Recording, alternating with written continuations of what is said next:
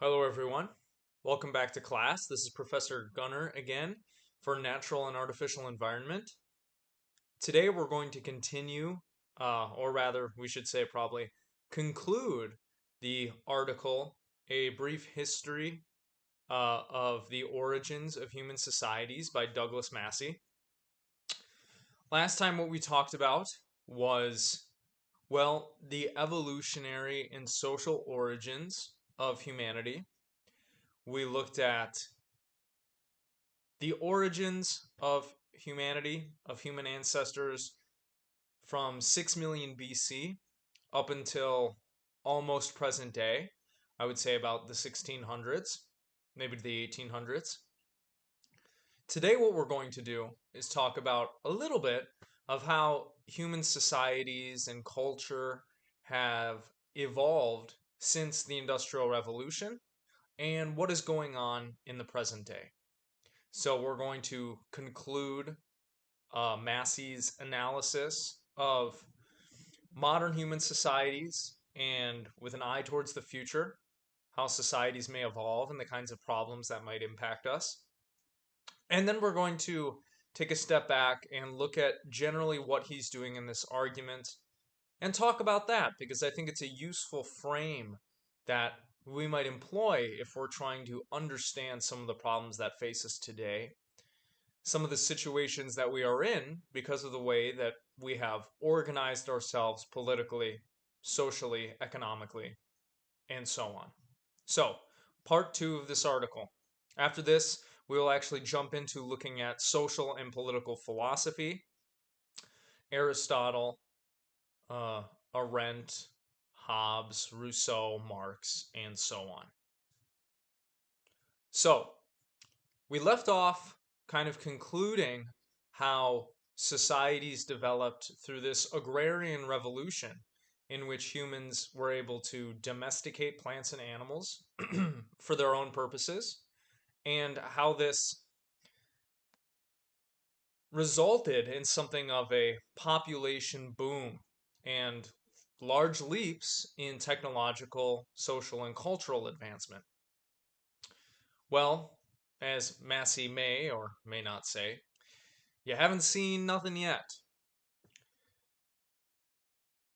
What we've been dealing with for the last few hundred years has been the fallout of what we might call the Industrial Revolution. This is the era of human history in which technological manufacturing and production and consumption really ramped up in tandem with globalization and the formation of international trade and markets and all of that stuff. So, that's what we're going to be looking at now, the era of industrial society. Emerging roughly in the 1800s, the industrial society ended up, well, producing a great deal of social, economic, and technological change in human life. On account of us achieving a, well, influential and far reaching mastery over nature, with the formation and growth of cities, with the formation and growth of nation states, and all of their relationships and those historical events, humans began manufacturing, producing, and consuming products at a rate that human history had never seen before. The Industrial Revolution we can characterize as a period in human history in which all of those things are happening and transforming the world around us. So, what this has allowed us to do, basically, is through the specialization of labor, through technological advancement and the employment of these forms of machine technology, we've been able to release a ton of people from the demands for growing and cultivating their own food. We've built entire economies on doing jobs that, strictly speaking, are not necessary for human life, like farming, or medicine is necessary for human life. Thus, our economies have grown, human life has become much more complex, our social relationships and social webs have become much more complex, and a lot of this is due to the growth and accumulation of capital and technological advancement, as well as a change in our understanding of physics and nature. Dr. Michael Sugrue, a historian and philosopher who recently passed away, sadly, is famous for arguing that revolutions in our understanding of nature and physics have always produced large and far reaching changes in human social, cultural, and technological development. And that is what we see during the era of the industrial society as well. During this period, more and more people were given the freedom to engage in these aforementioned jobs that we might say are unnecessary for human life, to think, to write, to work out an understanding of the cosmos, and to innovate. And what that ends up producing is a kind of feedback loop. As you release people from the demands of biological necessity, they can spend that time and energy doing other things, which then retroactively allow us to set more people free from that, which allow more people to think about and produce and invent, and it becomes a feedback loop. During the last 400 years, as a result, population across the globe has exploded from 954 million people, uh, I think in whatever year it said, was it the 1600s or so, up to over 7 billion people today. And we've never seen such a drastic change in population, such an extreme population growth. So much so that, well, some people are saying that overpopulation is now a problem, but we will talk about that perhaps later in the class. In any case, due to production, due to the Industrial Revolution, now a lot of people can spend their time tinkering with society, tinkering with invention and artifact, coming up with ideas and worldviews and concepts by which we may better understand ourselves and the world around us. And concomitant with this has been a geographical shift. We've seen a ton of people now living in cities rather than rural environments, more so than any other period in human history. Now, it could be argued that the vast majority of people are being born in cities or being born in these very densely packed artificial areas of our own construction. These places where economies and markets and education have fundamentally changed the way that we think and act in our lives. This urbanization, we can call it, has resulted in amazing technical, cultural, economic, social, political, and religious development. If you go as far back as, the 1500s, what we see as a result of this urbanization is the scientific revolution, which resulted in an explosion of human knowledge and invention, the creation of a bunch of new scientific and technical fields that would allow us to better understand and operate within this world.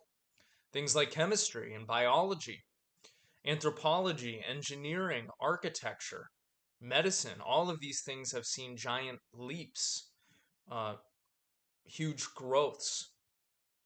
As a result of that, and obtaining better scientific understanding of the world, we're able to apply that towards technological advancement. We can come up with these machines that do things for us, that produce our products for us, that nowadays diagnose disease, machines that better allow us to cultivate resources, store information, transmit and communicate that information. After the period known as the Scientific Revolution, you could say in European history we have the Enlightenment, in which there was a shift from, well, we might use a term that Massey uses, a turn from mythic culture towards the prioritization of reason and empiricism in science and our understanding of the world. This Enlightenment period is responsible for a lot of the ways that we've organized ourselves politically and socially since then, since the 1600s, since the writings of Descartes and Locke and all of those in the Enlightenment tradition. Thus, due to this feedback loop, whereby more people are born, we're able to feed them so they're able to contribute back into reconstructing and reforming the system, and the system thereby grows, producing more people, a lot of change has occurred. Politics has changed, our understanding and the operations of economics have changed. The way that we understand our relationship to the cosmos, to ourselves, and to God has changed. And retroactively, our relationship to the environment, the natural environment, has changed as well as all of the legal and cultural changes and evolutions that have gone along with that. Changing norms and values, changing theories, different ways of life, and ways of seeing ourselves and interacting with others. So, there have been some very dramatic shifts in all of these areas and in all of these fields since the emergence and saturation of industrial society across the globe. Dramatic shifts in, again, technology, capital, and wealth production, a shift from using animate resources to what Massey calls inanimate resources, from using animals primarily to do jobs for us to relying on things like oil and petroleum and natural gas and these natural resources, nuclear energy that we can manipulate more easily and that provides us with more energy and therefore the ability to get more things done. There's been an increase generally, at least in the Western world, of life expectancy, literacy. And so all of these things uh, were dramatically influenced by how humans have organized themselves and what they have invented in the last few hundred years, as well as education. This is a big one that uh, Massey discusses. One big point that he makes in the article is that nowadays, more people than ever have the ability to become literate and become educated, even more so now that the internet has come to saturate people's lives across the globe. We are now able to educate children and the next generation in ways that we never have been able to before, such that they can contribute to the reformation of these environments that we have constructed for ourselves, exploration, and generally inventing, thinking, and making things better. Here's what he has to say about it. Technologically, inanimate sources of power replaced animate sources, as horses and oxen gave way to wind and water, then to coal and steam, and finally to petroleum, hydroelectricity, nuclear energy, solar, and geothermal power. Economically, the productive base of society shifted in rapid succession from agriculture to manufacturing to services, with each transition accompanied by a startling increase in the productivity of land, capital, and labor. The creation of mass markets yield economies of scale that were accompanied by an unprecedented increase in social differentiation and stratification. So, you could say back in the day, there wasn't such wealth creation, social and economic stratification, but with the emergence of all of these new technologies and these different ways of life and the saturation of these ideas and these technologies in human life, what we see now are a bunch of different social classes emerging, multicultural nations in existence with differing values and ideals, people with different worldviews being able to communicate and influence one another across the globe. Continuing, as the distance between the top and bottom of society grew, the intervening space was filled with a complex array of increasingly variegated social strata. Culturally, gender roles changed, childhood was extended, fertility levels fell, and survival rates increased to create a demographic structure in which the old outnumbered the young. So there are a bunch of consequences of increasing the literacy, the education in general of people, of the urbanization, the migration and birth of people in cities as opposed to rural environments, and the use of these technologies.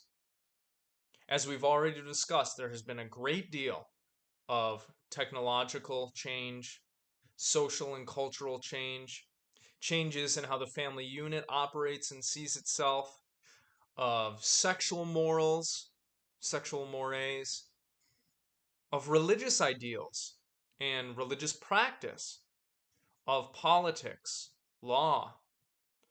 None of these areas are unaffected by the changes in the understanding of the world that the food surplus since the agrarian revolution has given us. And so too, the advances and the ideas that we have come to develop during and through the Industrial Revolution. Massey ends his analysis of the development of human societies generally by talking about the kind of society that we are living in now, which he is characterizing as a unique era in and of itself, what he has called the emerging post-industrial order. Arguably, this emerged around 1980, and basically it can be characterized by the kinds of advances in computing and transistor technology that we have been utilizing, which has allowed us to digitize our world, a transition from analog to computer machines that human beings have never seen before.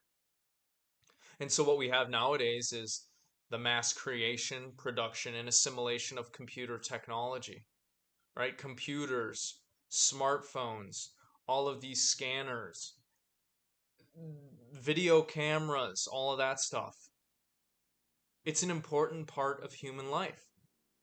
And what we've seen more recently, due to the saturation of that technology, is the popularization and use of the internet, of social media, and of all these different ways of communicating and relating to ourselves and the world around us.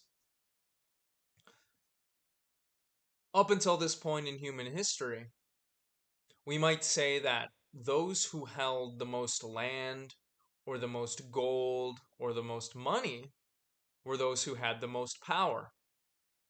But I would argue now that we are transitioning into an era in which, while that stuff is still important, there is a more fundamental force at bottom that those things are now resting on, which is information and the flow of information. So we could say now that those who control information and the flow of information have a great deal of power, perhaps more so than any other human being in the history of human societies. Because if you can control information, you can control how people think. If you can control information, you can control what they say, how they act, what their view of the world is. If you can control information, you can control who gets money, when they get money. You can lock somebody out of their bank account. You can use information to blackmail people in order to use them. insofar as computing technology has come to saturate our lives more and more, and we've built up for ourselves this digital infrastructure on which our power, our waste management, our transmitting of information all depend, those who have their hands on the levers of the flow of information are those who have a great deal of power over human life, how it is seen in the future of humanity. This is something that uh, the philosopher Gilles Deleuze talks about in his essay Postscript on Societies of Control. In that very short essay, he argues that we are transitioning into a period of human history in which participation in the system that we have built for ourselves is being encouraged and is producing a large deal of convenience for us. But we're walking into something like a trap. Insofar as we continue to use our smartphones and our computers, sign up for emails, cultivate cookies, and are at the mercy of the terms and conditions of various corporations and tech companies that we agree to without really reading them. What we are doing is we're giving a lot of information about our preferences, our beliefs, our desires, and our ways of life to those who, well, are trying to make money ultimately at the end of the day. And what Deleuze says is corporations and these companies are using this technology now in order to cultivate a better understanding of the individual so that they can better market to them. But this information not only will it be used to cultivate a better understanding of people, it can and perhaps will be used in order to nudge them to have particular views, act in certain ways, and tighten the control that has already been placed on us due to the fact that this technology is a part of our lives and we cannot participate in contemporary society without it. So, that's one downside. There are a lot of other downsides that we're going to talk about during this class. But that is an interesting one. Another general idea that Massey brings up, and you could also find in a recent book, A Hunter-Gatherer's Guide to the 21st Century by Brett and Heather Weinstein, or Heather Hying and Brett Weinstein, is that the speed of technological advancement and social and cultural change has produced a situation for us such that our evolutionary adaptations and mechanisms that we've cultivated from millions of years of evolution are not suited or used to dealing with the very fast, novel problems and situations that we are confronted with in modern life. So, another way of putting this that I've written is novel innovation and technological development has resulted in new problems we are not biologically adapted for. And Massey says this as well. Up until the Industrial Revolution, or arguably the agrarian society, change was very slow. Our biology did a fine time of keeping up with the problems that faced us. But now we are constructing environments for ourselves and issues for ourselves that our biology doesn't jive with very well, such as social media. I would venture a guess that many of you who are watching this lecture are probably addicted to your phone. Well, these technologies are designed in order to hijack those biological mechanisms that produce positive sensation within you. And now that they have a grip on you, it's very difficult to pull yourself out of that way of life, right? To pull yourself out of doom scrolling on Twitter or watching TikToks endlessly, receiving less and less joy from that activity and feeling more and more hollow. Our brains are not built uh, for some of the ways of life that we are now engaging in. And Massey has picked up on that too. And so what we see coming down the pipe and what we are dealing with now are a whole bunch of these novel problems and situations that we have created unwittingly due to how we have organized ourselves economically and technologically.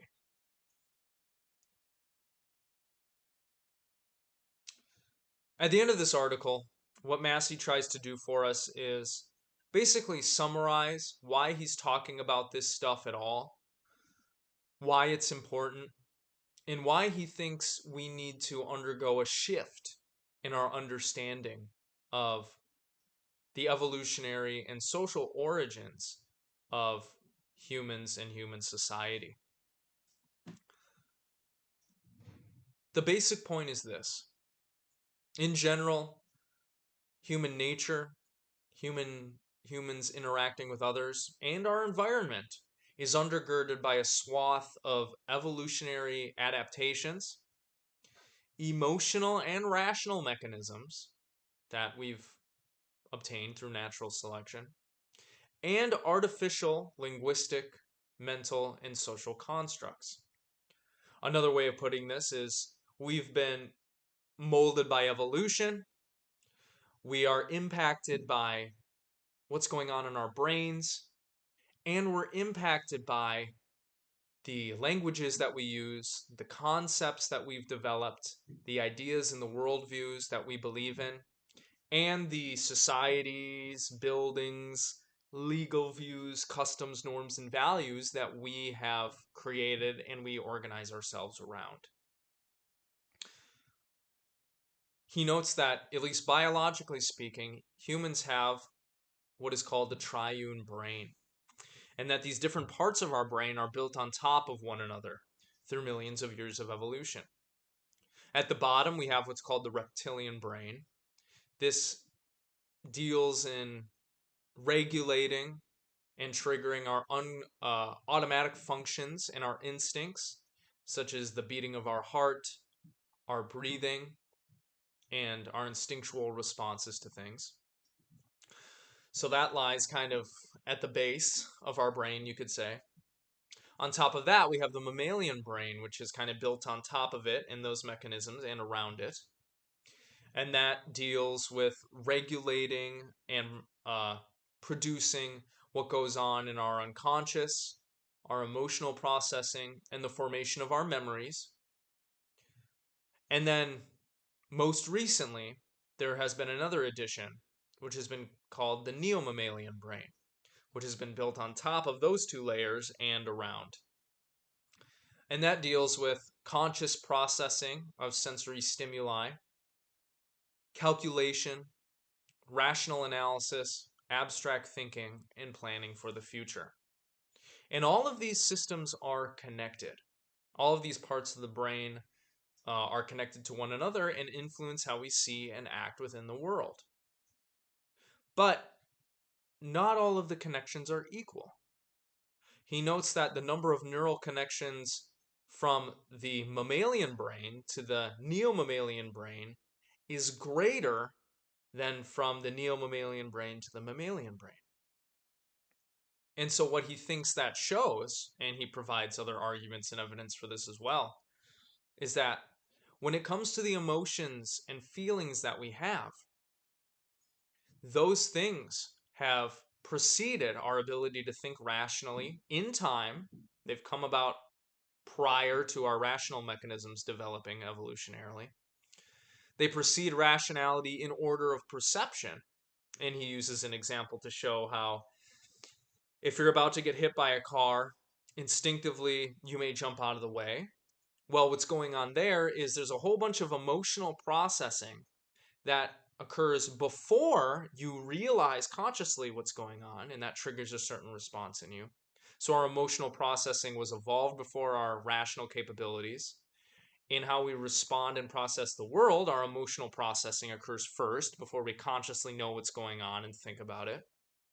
And perhaps our emotions and our feelings, what's happening unconsciously for us, has a greater influence over how we think and act than we may realize. More so than the part of the brain that is responsible for conscious and rational reflection, introspection, and analysis. So what he's basically saying is, if we're going to understand ourselves, the nature of human society, the problems that we are faced with, and how we might and should respond to them, we need to cultivate some sort of better understanding of our evolutionary origins, how we got to where we are today, and how our brains work. Because it might be that these things that have been a part of our evolution for millions of years have a greater bearing on how we think and act than we realize today.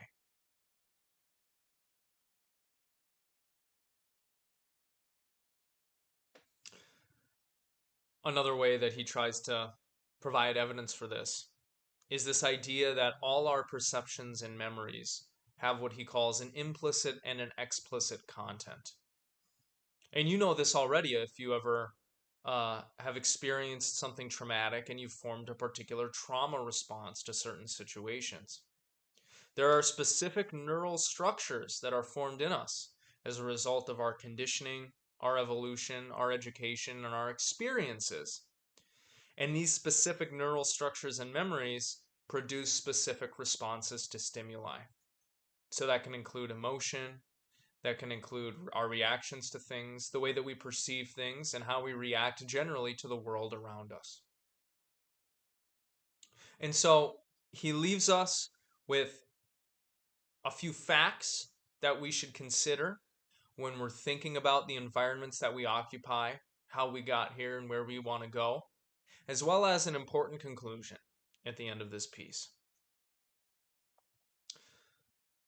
That is, he lays out 6 facts for us of what we might call human processing, cognition, our responses, or what I've just said, 6 facts here of human nature. 1, emotionality has preceded rationality, evolutionarily and socially. 2, evaluation of the costs, benefits, and actions rationally and consciously has come late in human evolution. So our ability to look at something intentionally, reflect on it, and rationally compose a response is something that we've only recently developed in human history. It's a relatively new adaptation, and so we haven't had a great deal of experience with it in comparison to the experiences and processes associated with the reptilian and mammalian brains. 3, rational thought and analysis has developed slowly over human history. And while it's important and has done a lot of amazing things for us, again, it's still in its infancy. There's a lot that we have yet to learn about our rational capabilities, as well as a lot to learn about our emotions and our unconscious and our instincts as well. 4, spoken languages, externalization of information through written language, and rational culture emerged even later than our ability to think critically and rationally and has taken a long time to develop. So, the idea here is that the things that we prioritize and lean so heavily on in human life, including being rational and speaking well and writing things down, while they're important, we need to realize that they are a relatively new human invention. And so, because of that, our understanding of them is going to be limited. And we should internalize that if we're going to come to a fuller understanding of ourselves and what's going on.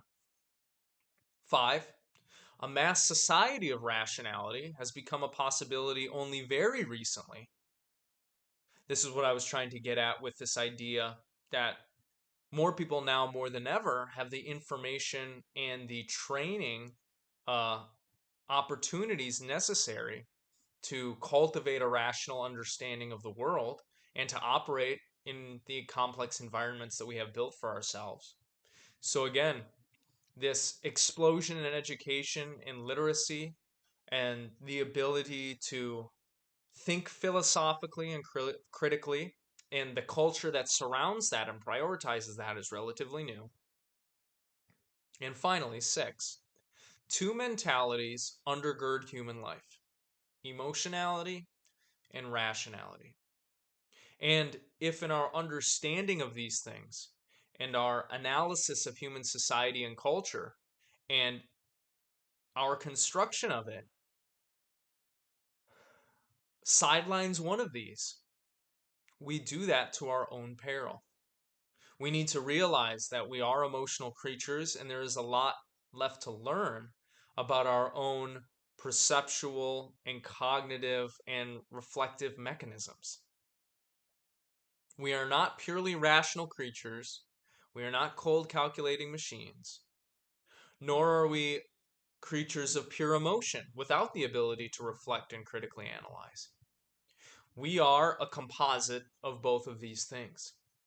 And so, if we're going to try to figure out what's going on, what all this stuff is, what the problems are, and how to fix them, we need to realize that we have both of these things. We are both of these things. We have both of these systems, processes within us. And so, prioritizing one and not recognizing the importance of the other, we do that at our own peril. Thus, all of this leads us to an important conclusion. Human decisions, behaviors, and social structures cannot be modeled solely as a function of rationality, he says. If we're trying to understand human society and culture, law, our relationships with others, the problems that we face, our reactions to them, and their solutions, we cannot do so purely through the lens of all of this stuff came about by rationality and that's how we're going to solve it. No, instead, we need to recognize that emotion, feeling, and non rational processes also undergird human life and are responsible for why people think the way they do and act the way that they do. Our own misunderstandings of human nature, society, culture, and action emerge from misunderstanding the facts that we just discussed and our own biological history. One of the reasons why Massey is writing this article is because he thinks that there is a hole in his field, the field of sociology. He thinks that it is not doing enough research into the evolutionary origins and development of humans. And thus, we might say, in a similar vein, if we're looking at how to solve problems, if we're looking at why all this stuff got here and how it did, what we need to take into account is how emotion and the development of human emotion have played a role in that. Thus, the norms and values that we believe in and follow are not purely rational concepts that we have self imposed on ourselves. They have an emotional or instinctual component as well, and that needs to be analyzed. Entire economies, production, manufacturing, consumption, business, all that stuff plays off emotionality too and has an emotional component. I think Massey would say that probably the vast majority of the time, the reasons that we think that we do and do what we do are not based on rational reasons or rational calculation at all, but are fundamentally motivated by instinct and emotion. And if we don't realize that about ourselves, we're going to be led into problems. We will lead ourselves into problems. We could say the same too about politics, voting, law, and policy. All of that stuff also has an emotional component to it, an emotional cause, we could say. And politicians know this already. Inciting and invoking fear is one particularly effective way of getting people to think and behave a certain way. Cultivating and stoking disgust, hatred, those things too can move groups of people to think and act in certain ways. So, if we realize this about ourselves, and if we really internalize it, what that will allow us to do is better understand why we are what we are, how we got here, and how the environments we have surrounded ourselves with impact us. Nowadays, we live in what you might call an information economy. We are constantly shown images and stories and media and advertisements. We consume and consume not just food and drink, but drugs and information and TV shows and movies and music. And all of that stuff has an impact on us. It has an impact on how we feel, how we think, what we do, and therefore how human society is going to evolve and how it's going to end up. So, when we're talking about the ideas and the topics relevant to this class, an idea reveals itself again. All of this stuff that surrounds us impacts us. It impacts us in ways that we do not always understand, that we do not always know. And if there's something that we don't like about the environment that surrounds us, we're going to have to do some digging and some research in order to come to a fuller understanding of how and why the environments end up resulting in the human actions that we see, in the policies and the structures that we see. Thus, at bottom, current and past social, cultural, geographical, and emotional structures impact human thought, speech, and action. We've constructed a very interesting environment for ourselves in which we are connected to more people now more than ever, though many would argue they are lonelier than ever. Urbanization, cramming ourselves into these cities, working the jobs that we do, consuming the media that we do, mass immigration from other countries, the politics that we support, media, and the saturation of technology into human life has a profound impact on us. It influences how we see other people, how we feel about ourselves, and therefore what we do in our lives. It influences how we see society, what we want society to be like, and technology and world historic events. Thus, if we're going to analyze the natural and artificial environments, if we're going to understand them better, Massey thinks that requires an understanding of our evolutionary history, of perhaps also our geological history, how geography has changed, our social history, and a great deal of analysis of all these different fields. Environment influences us emotionally, existentially, and socially.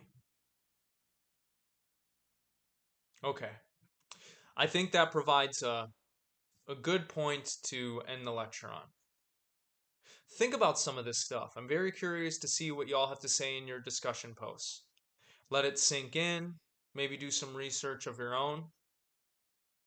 Reflect on the environments that you find yourself in. Are they good for you? Are they bad for you? How did they get that way?